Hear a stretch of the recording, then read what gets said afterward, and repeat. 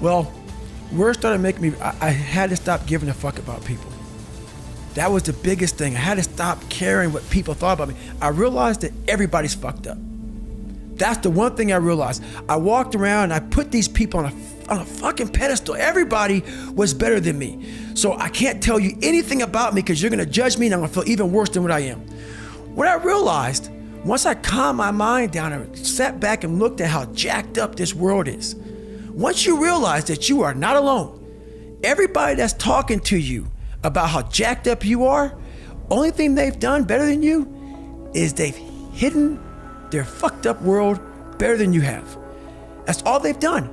So once I realized that, if you want to sit back, like for instance, there's all these things that are on TV and we have all these news people judging people who fuck up in life. Yeah, they made big mistakes. But that person who is judging you on TV, I guarantee you that news person is saying, I'm glad that my shit didn't come out, but I'm gonna judge the hell out of you. I know that about people. So if you want to sit back and judge how jacked up I was and how messed up my life was, Merry Christmas, go for it, have a good time. But I'm smiling at you right now, knowing you have a secret that you're not willing to share. It gives you a lot of power when you're able to go on a podcast this big and say, hey, tell me, I'll tell you anything you want to know, because I no longer care. And that is a lot of power in that, to be able to put your life on a billboard for the whole world to see and say, judge it, man. Judge it. Like just me talking about it makes me feel good. And that's another thing about it. When you are willing to talk about how jacked up you are, the strength, that big rock that you carry, it just starts to come off you. It just starts to come off. That's why I do it so often. I'm like, hey man, I'll tell you anything you want to know.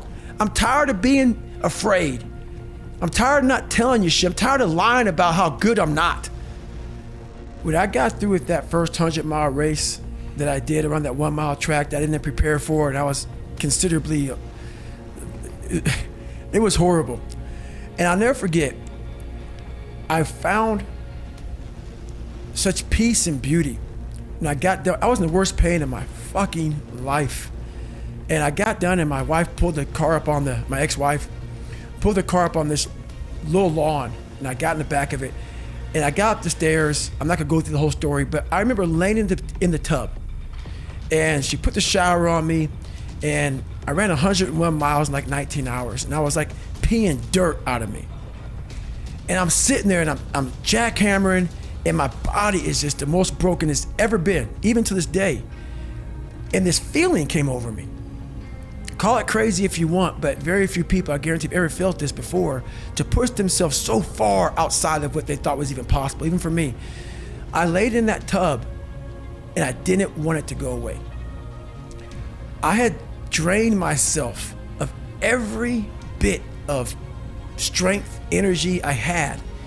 And it was the best feeling I had in my life. All that pain, it was confirmation.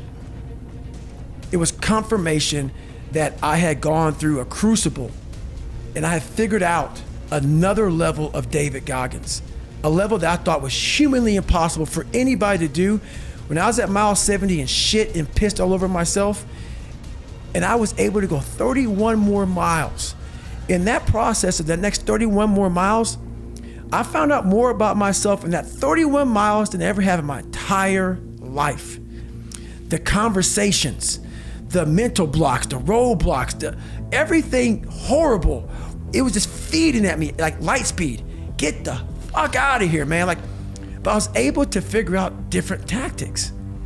And when I finally got done with that, and I laid in that tub and it was over, the feeling of, my God, man, you just really discovered a whole new world, a whole new part of the brain that I guarantee very few people have.